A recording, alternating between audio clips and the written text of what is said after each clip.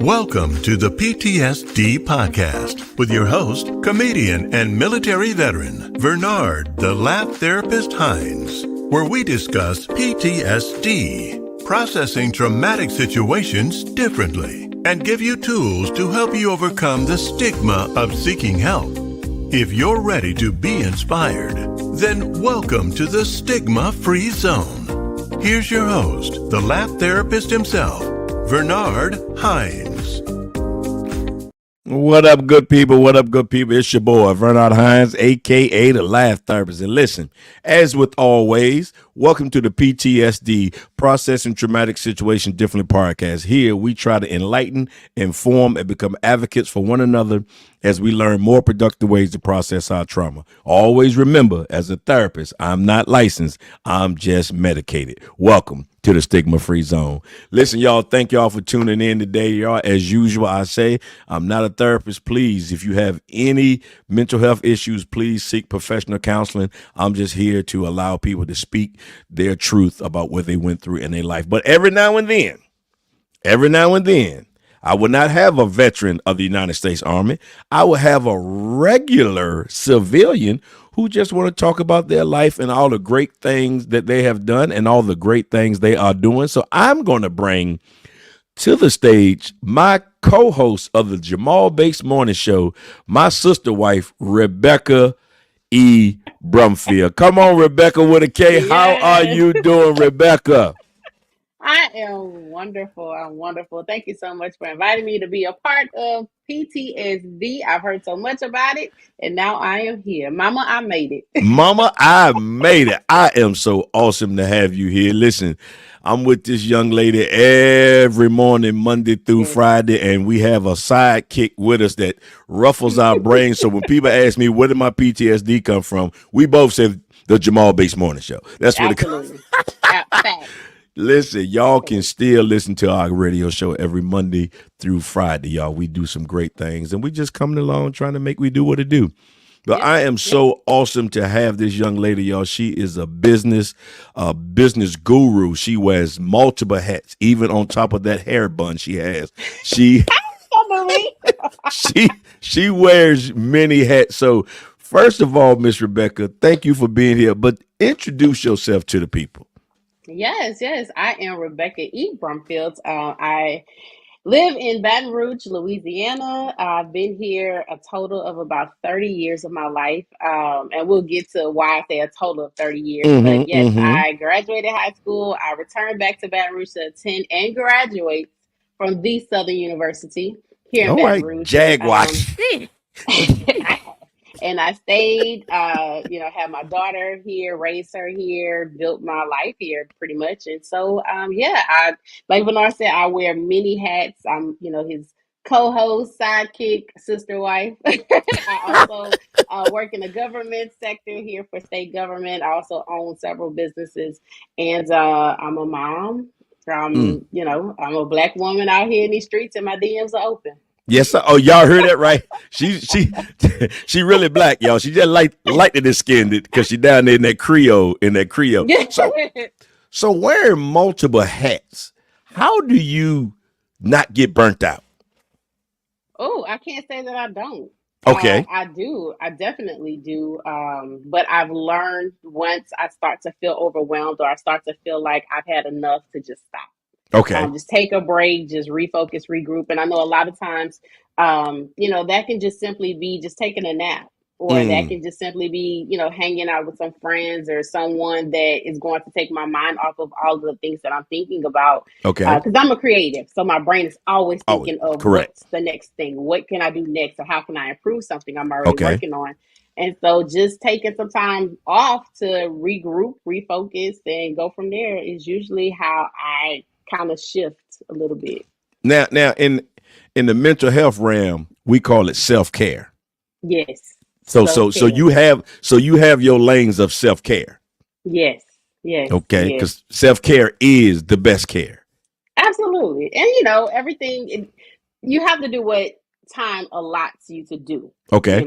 Sometimes because my time is very limited, every minute of the day absolutely is accounted for in my life. Wow. With starting in the morning with you guys on the radio, going to one of my main jobs and then doing all of the other things that I do. By the time 8, maybe 9, 10 o'clock in the evening comes, Mm-hmm. then I'm starting to wind down. So literally every minute is accounted for. And so self-care is just whenever I can take it. Well, I have always told you, if you just do that, is it fans only or only fans page? You can cut the rest of them jobs out. Just show your You feet. know, Just show it's your starting to feet. look that way. If it's starting to look that way, then I need to go ahead and get that OnlyFans popping because it's the summertime. You know, got the toes out. You know what That's I'm right. saying?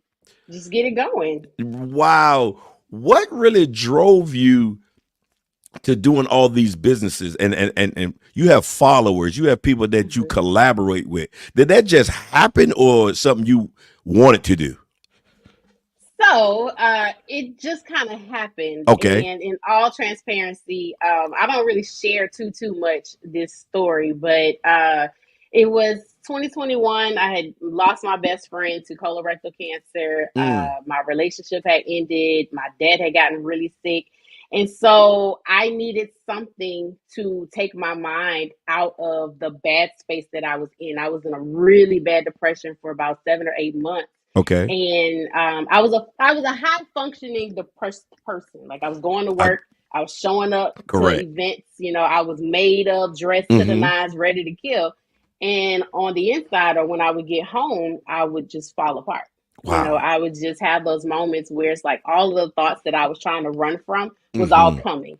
Okay. And it just got to a point where I had to make a decision on how am I going to move forward. You know, Okay. best friend Okay. has passed away and he's in the ground, gone to glory. Mm-hmm. The relationship is over, and that's just what happens in relationships. And dad is doing fine. He's out of the hospital. He's recovering. You know, so it's all of these things that it's like you still have so much more to do. You have so much more Correct. to live for.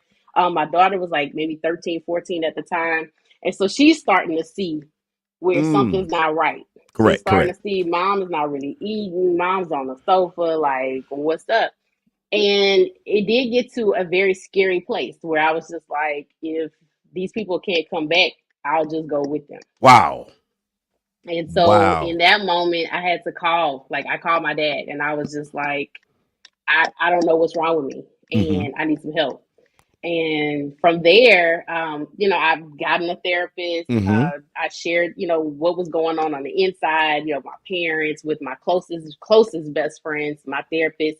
And then from there, it was like, well, you have all of these talents, all of these things that you started. I had already started doing Touch Taste Thursday. Okay. And so from there, it was like, okay, let's do this, let's do that. Well, to keep my mind going, to keep Mm-hmm. myself from slipping back into what I've just overcome, which was the depression, I just started adding other jobs and other Okay. businesses. And Got then it. I started reaching out to people saying, well, hey, I do this, this, and this. You know, let me help you build your brand. Let me help you build your social media. And it became a thing. And so 4 years, 3.5, almost 4 years later, I have all of these businesses and I have these people that I'm helping. And now Correct. I'm like, okay, God, now I need a partner. Now I need somebody to come and help ease this load that I have Correct. taken on. So that's how all of the hats have come about. But I like the part that you said you knew you needed help.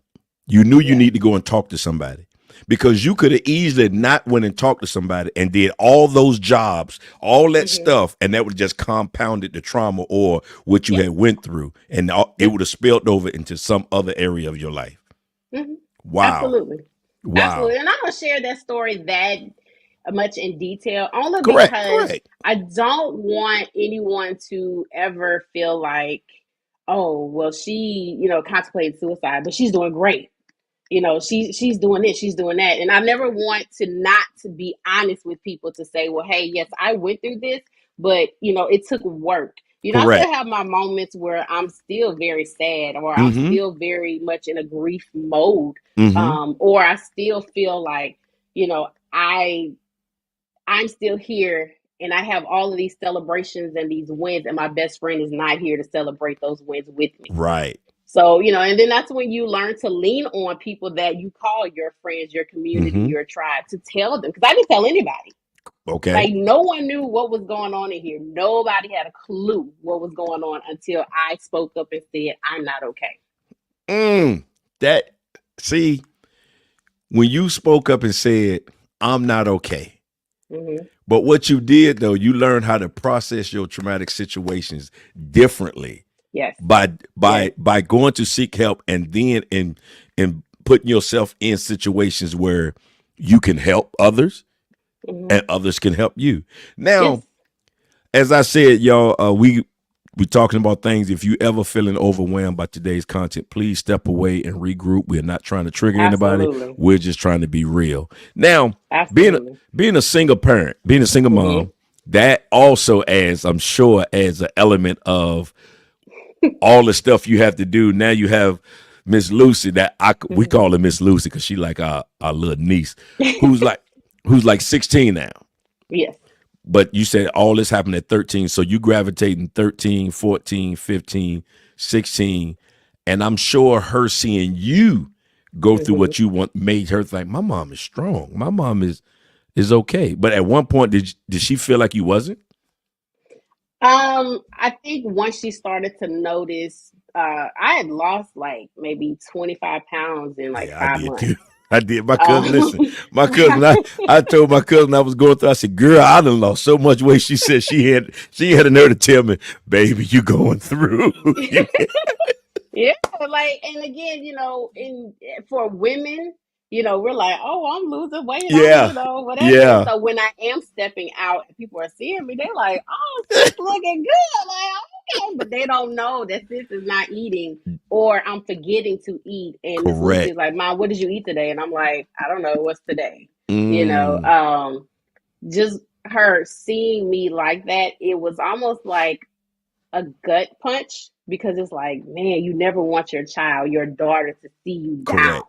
Not Correct. that you can't have your moments where you Mm-hmm. can't be superwoman, but to be this low, it was just one of those things where it's like, I do have to be the strong parent, or I am the stronger parent, I Mm-hmm. should say, or I am the strong friend. And then that's the other thing. It's like, we talked about that at church Sunday. Like, how are we classify people as strong friends? Who just Mm, says, "Oh, Bernard, you're the strong friend"? Well, mm, why?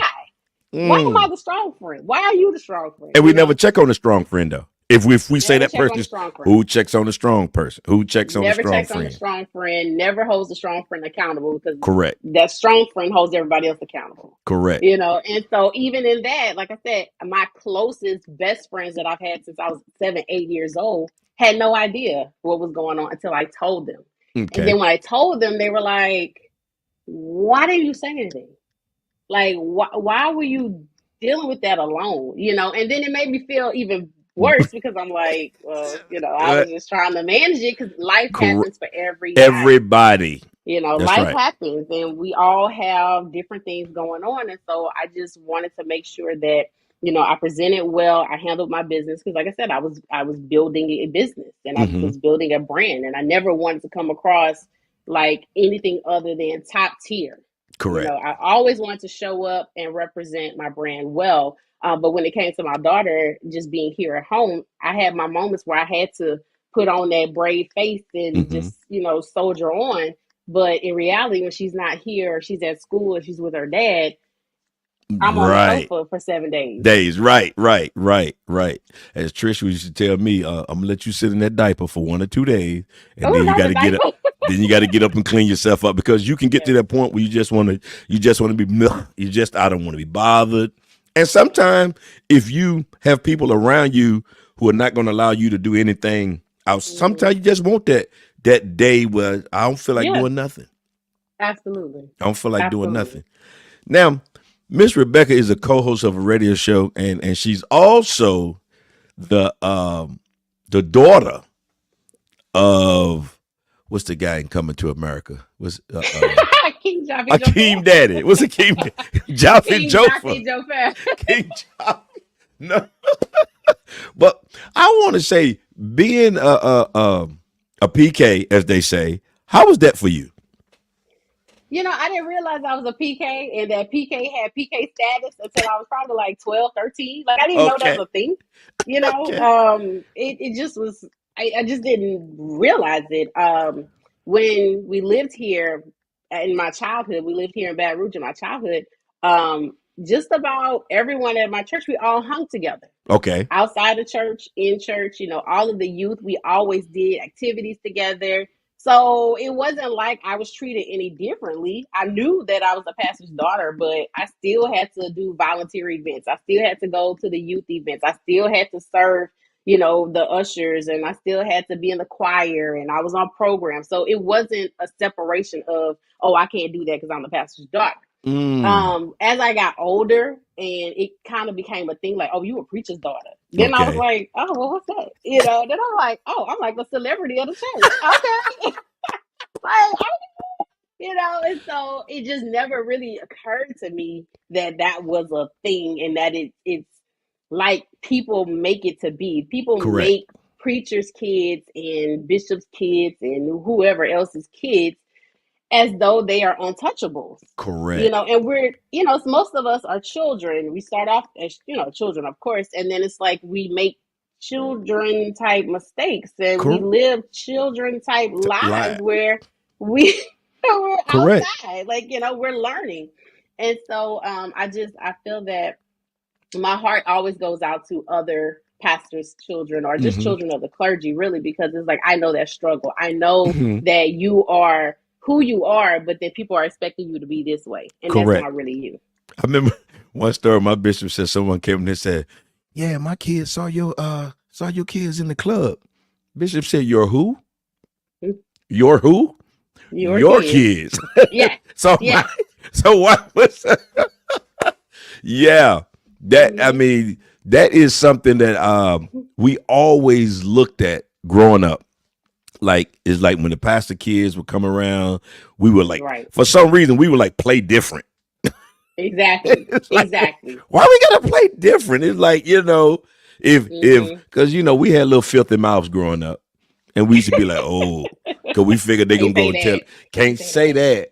Right. Can't say that. But right. but you had I truly believe you are handling it well, and I love when your father come on the show, and when you have that relationship with your father. Cause remind me of me and Rachel, my daddy. Yeah, That's my daddy. That's my daddy. Now, how does that? Because I've shared with my daughter growing up that there will be some people who will not like her because she has a father. Yeah. Did you have to play in the part of that? That she had a father that was active. So here's the interesting thing, and I tell this story, and I stopped telling this story because I was like, man, this is kind of crazy. But like I said, growing up here in Baton Rouge, all of the people I was around, all of my friends, 2-parent households. Both parents had good jobs, nice cars, dressed nice, lived in nice homes. So I never knew how it was for people that didn't have that. Wow. Everyone that I was surrounded by was the same way. Even the school I went to a private school on Southern University's campus called Southern University Laboratory. And in the 90s, that was like Black Mecca. Like, if you went to Southern Lab, like, you were somebody, you know what I'm saying? Like, you had to apply, and it was like a whole thing. And so even there, the kids there, it was like, we're all in this ecosystem. Yeah. We rich. Middle class. Right. Nobody went home and their lights was out. Nobody went home and didn't have no food. And if they did, we didn't know. It just was that. And so growing up, I was always around certain group of people. Once we moved to Indiana, that's when I had a reality check. Okay. And I tell this story, and my parents think it's so hilarious, but it was not funny to me at that time. So I was 13, so I was in the 8th grade. We moved to Indiana, and I'm at this new school. I'm the new girl from the South. So everybody wants to know the new girl from the South. Light skin. I have an accent, light skin, all that stuff. And they're like, oh, she rich. She rich. And I'm like, rich? Like, what? So I'm having a full meltdown, identity crisis. Like, they're teasing me because we're rich. They think we're rich. And my parents are like laughing hysterically, like, what? Why are you crying? You're so dramatic. And I'm like, because I did not understand what the differences were. Because again, growing up, even like my family all had 2 parents. Everyone was together. It never was a separation of, this person has to go to their dad. This person has to go to their mom. Like, I didn't know that type of life. Okay. And so the teasing of being rich, I'm like, what do you mean? Like, And so once I got a little bit older, I explained that to them, and they were like, "Oh, that makes so much sense." And I'm like, Mm-hmm. "Because the people that you surrounded us, myself, my younger brother, with, were exactly like us." So I didn't know, and I didn't Correct. know how to cope with the difference. Wow. Right. So they was going around school telling them she got her own money. She got her own money. I didn't know any better. I did not know any better. So But what part of yeah, Indiana? Indianapolis. Indianapolis. Okay, so Yes. you went from Yes. Baton Rouge, Louisiana to Yes. Indian. Ooh. Yeah. Yeah, Yeah. Yeah. they Yeah. probably thought you was the plug. They I probably don't thought know you what they thought, but the new girl from the South, that was back when, Cash Money Records and No Limit Records was popping. Like the big rap labels from the South was popping. So they were like, correct. "Oh, she know Master P. Oh, she," and I'm like, "I don't know those people. I don't know them. I do not know them." I'm a I I'm a don't. Like, pastor's it's not, child. I'm a pastor's like child. I don't I know don't that. know them. I knew the Hallelujah. music, but I couldn't call them on the phone and be like, "Hey, P, make them say Correct. Like I could do that. I can't believe you didn't use that to your advantage. I'd have had them Again, bringing me the lunch money and everything. I didn't. Oh, pretty better because I'm just a pure-hearted person. Like I just correct. don't think of stuff like that, and I don't try to manipulate the situation because that's just not me. Mm-hmm. Okay. So I would have never thought, "Oh yeah, let me milk this because you think Right. I'm rich." Right. Let me like that. Just wasn't my thing. I bet your brother did though. I bet your brother. He I know probably your brother. definitely I did. know he did. I He know. definitely did. I know one thing for you having the 2-parent household. It's Hmm. something I always wanted. Right. I always dreamed about it. Most of my friends had 2-parent households. It was Hmm. like I'm so. This is how so in depth I was when I used to look at the football players. And then at the end, they would show their bio. Then at the end, they would say who their parents was. I would look and Yeah. see that their parents, mother and father, had the same last name.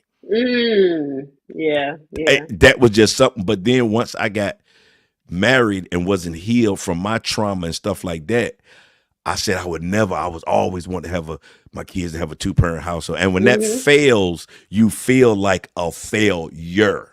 Yeah. Yeah. Absolutely. You feel like a I failure. absolutely. So I wanted to ask. Oh, so you already said it. Sometimes because you have a daughter, Hmm. correct? Hmm. And like I said, I've been through, as Jamal likes to call my marriages. He likes to Several throw of my them. marriages out on the street. So it's like I always wanted to have that family. And when you do it, when it fails, you feel like a failure. No one sets out to be a single parent. No Correct. one says, "I just want to be a single parent." Now, you do Mm-hmm. have some that just get to a certain point in life where they're like, "I want to start a family. I want Mm-hmm. to have a family." And they go about it whichever methods or direction they go about it. But no one just, that I know of, just starts out saying, "I'm going to have a baby with this man, but then it's just going to be me and my baby." Right. Right. And like you, I've always wanted to raise my daughter in a two-parent household because Mm-hmm. that's what I come from and that's what I know.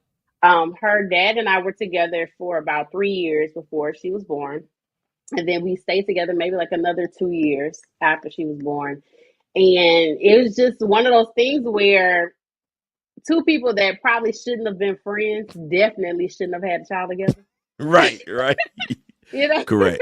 it was one of those situations. And as time has gone on, you know, he's her dad Right. and he is present in her life, but there are certain things that I should have taken more notice of, Okay. as the older women, the more mature women in my life. When I was 21, 22, 23, they were trying to give me, The some wisdom. guidance, Right. some Right. wisdom to say, "Hey, look, this is what Mm-hmm. we've been through. Don't repeat what we've done." And Wow. I didn't really take heed to that. Mm-hmm. And so Okay. now at 41, I'm doing the same where I'm like, "Look, little sister, look, niece, this is Right. not what you want. You don't want to do that." And so for her, I do find myself overcompensating Okay. in certain ways because I never want her to feel like there's a lack of love on either side. Mm-hmm. Mm-hmm. And money is not always going to fix every situation, but you try to make sure your child is at least feeling a sense of wholeness when it comes to you as a parent. So when it Okay. comes to me, I want her to know that mom got me. And Mm-hmm. I think she's pretty clear on that. I think she's very, very well aware that mom got me regardless, Mm-hmm. you know. But as far as the dad in the house, I mean, I tried it twice and it just didn't work. But it just didn't work. I I mean, get it. you I know, get it. sometimes it just don't work out. And now that she's older and she's more aware, I'm definitely more aware. Like, I'm not just bringing anybody over. Correct. I'm not just trying to attach to a man so that you have a guest Jamal. dad or Correct. a Jamal. dad in the Stop it. house, a Mm-hmm. Jamal. You know what I'm saying? Like, I'm not doing those things. Correct. And like you said, you have a lot of people that have their own trauma, Mm-hmm. from where they're unhealed because Mm-hmm. maybe their dad was in the house but he was abusive, or he was Mm-hmm. in the house but he had kids on the other side of town. That's Like, right. it's so many different things. And so I just try to, just pray and say, God, you gave it to me. I'm gonna give it back to you. Amen. I tell y'all, Yeah. when y'all sliding her DMs, me and Jamal, we gonna run you through the ringer first. We gonna run you Jamal's through gonna the be a ring. hater. Jamal, yeah, he definitely gonna be a Jamal's hater. gonna be a hater.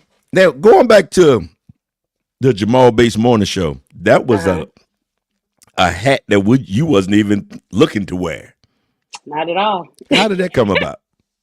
So I met Jamal Bates on Clubhouse through a mutual friend, Okay. probably like 2021, I think it was. And it was a group of ministry leaders. So, some were pastors, some were musicians, some were whatever they were trying to do in ministry or whatever.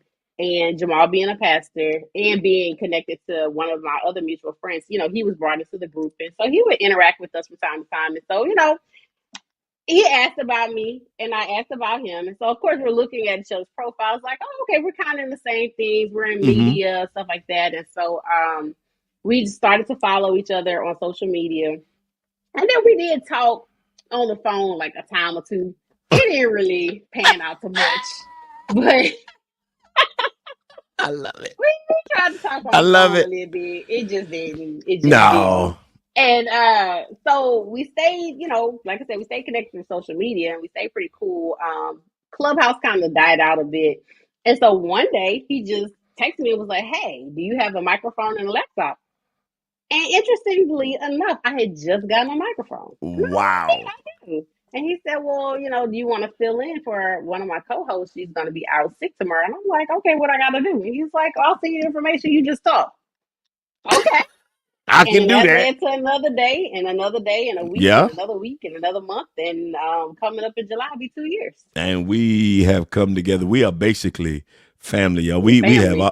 we have arguments. We have disagreements. We don't. We cried We together. cry. We get off the radio. We don't talk to you till the next day. You talking about family? This is Yes. truly. This is truly. We get sick of each other. Well, me and Rebecca Mm-hmm. don't get sick of each other. At least she don't tell me. But we get sick of each other, and it's like Mm-hmm. the show is better because we are really friends. We are Yes. really friends. And we're authentic. No Right. one's trying to out spiritualize the other one or, Correct. outdo knowledge wise. Like, we all play our own individual role, but collectively we make the show interesting because Mm-hmm. we all have different perspectives. Different We all perspective. three of us come from different walks of life, but Mm-hmm. we all have just such wealth of knowledge in different areas that it makes it interesting to where it's like, oh, well, what is Bernard going to say to this? Correct. So it's Correct. good. It's good. I'm gonna stick around a little longer. I'm gonna stick around a little longer too. We got. I'm trying to quit. I'm trying to leave, but the We got Lord some said, kinks to work out, but yeah, I'm gonna yeah, still yeah, show up. yeah. We get Jamal feet fixed. Anyway, now let's get into to some of your brands. Okay, I want to talk about your seasoning. Seasoning. Rebecca has seasoning. If you Yes. know what you're seasoning with, what's up? Ophelia's Creole Razzle Dazzle seasoning. When they ask you what you're seasoning with, Seasoning you with. tell them it's Ophelia's Creole Razzle Dazzle. Come on, now how did you get that?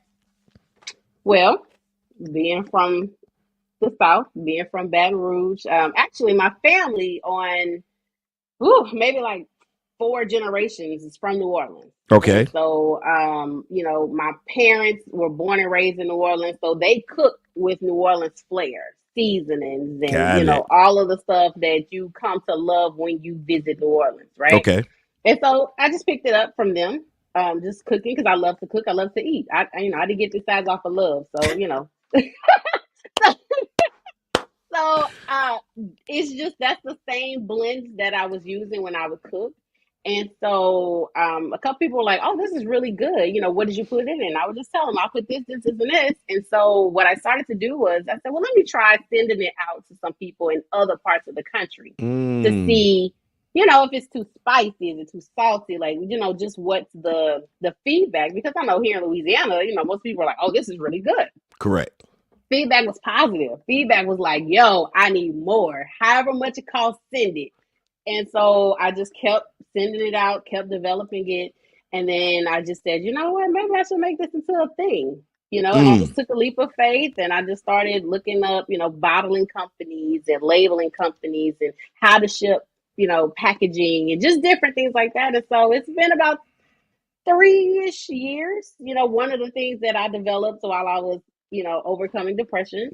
And wow. here we are 3 years later, and it's still growing. People Yes, I love love it. Philia's Razzle Dazzle, You and like I I'm told you, adding to the line. like I told you, it's called confusion in my household because my mother-in-law does all the cooking. Listen, y'all, my mother-in-law does all the cooking. So one time Mhm. she had cooked and I wouldn't have grabbed the seasoning. My mother-in-law said, "I already seasoned it."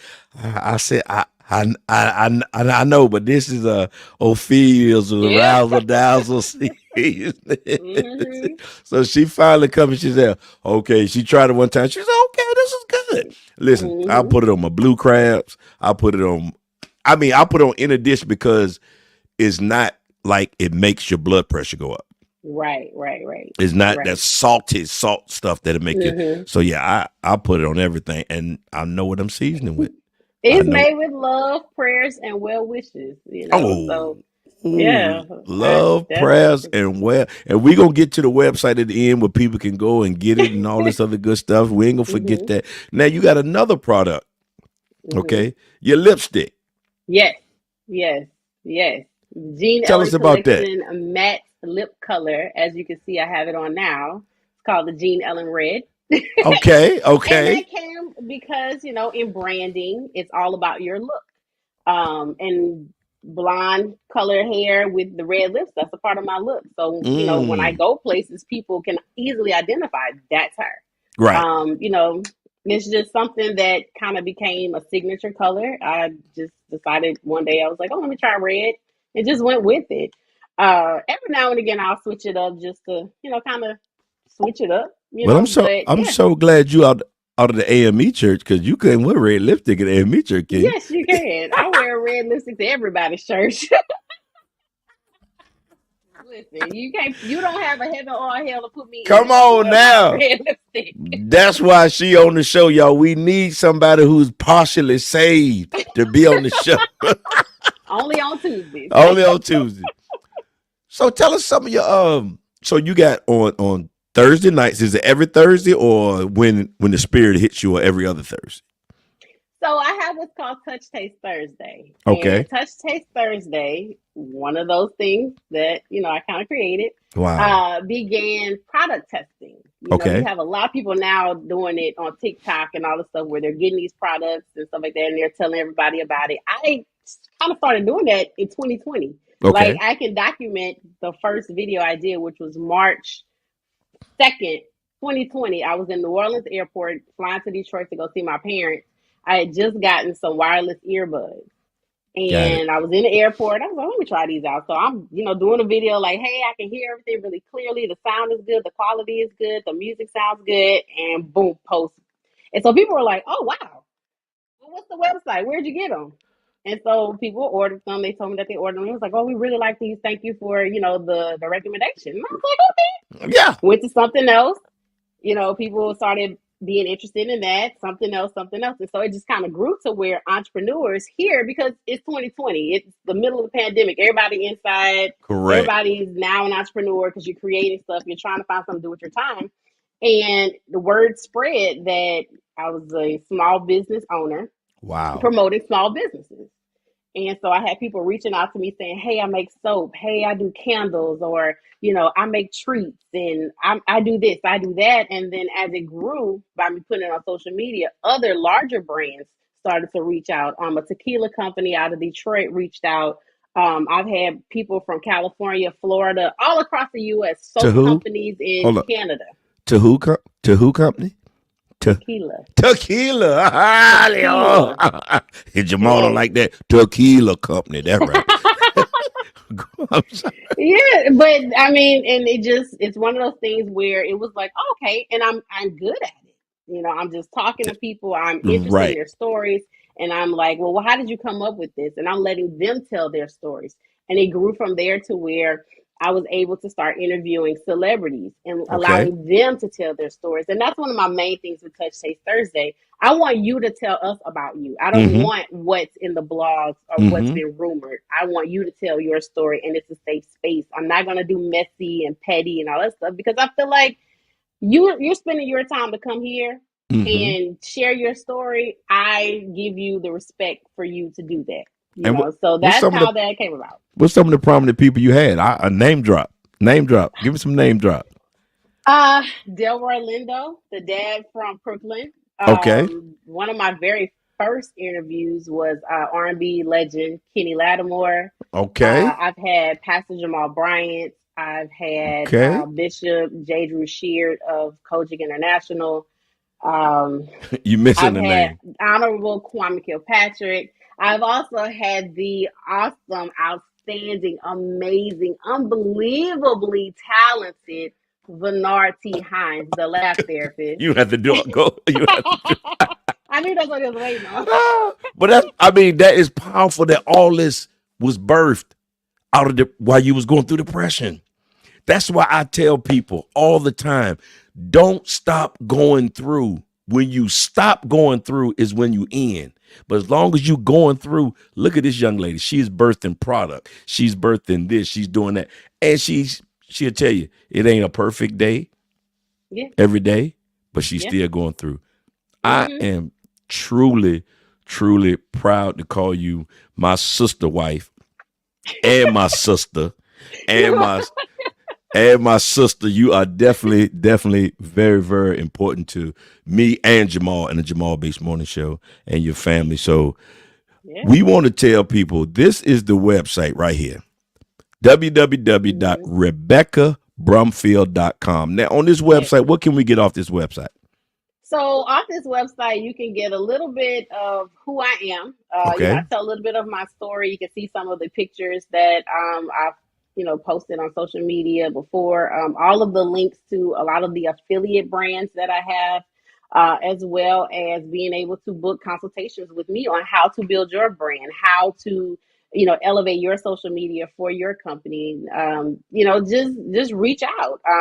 All of the products are there. The lipstick is there. The seasoning is there. And then, like I said, if you just ever want to book me to come and host something for you, That's or right. whatever, you can click the link. That's right. That's right. And on Instagram, she's at now. Instagram, you're at Jean Ellen Collection. Tell the people how the Jean Ellen Collection come about. So the Jean Ellen collection. So Willie Jean is my paternal grandmother, and Gloria Ellen is my maternal grandmother. So I just put their names together. A COVID thing. I'm like, I don't have nothing to do. Let me come up with a name. And so honestly, I believe the Lord gave me that, and I sat on it for a while. Okay. And then when I was trying to think of a name to put to my business, I said, oh, I already got a name, Jean Ellen. Jean And Ellen. so that's how that went. And so it's Jean Ellen Home and Lifestyle Collection because I was influenced by Martha Stewart, the Okay. Rachel Rays, the Guy Fieri's and, the Diane Valentines of the world because I like home stuff. I like pillows and sheets and Right. towels and plates and pots. I love all of that stuff, candles. And I just felt like if they can do it, I can do it. I It's always already knew been you was. proven that I can do it because I've been doing it on social media and I've built a following of people actually listening to Wow. my recommendations. And so from there, I just started pounding the pavement, Mm-hmm. reaching out to people, kind of doing like cold calling a little bit, as they would say, Wow. where you just DM a brand and say, hey, this is who I am. This is what I do. Here's some of the links to the things that I've done. And that's been a great help as well. So what you said is you did the work. Yes. And Oh. doing the work. And doing the work. Mm-hmm. Also, y'all on Facebook is Jean Ellen Collection. Listen, Mm-hmm. this young lady is doing some powerful things. Like I said, from the time she wake up to the birds chirping, to the It's time she go to bed Literally. to the owls chirping.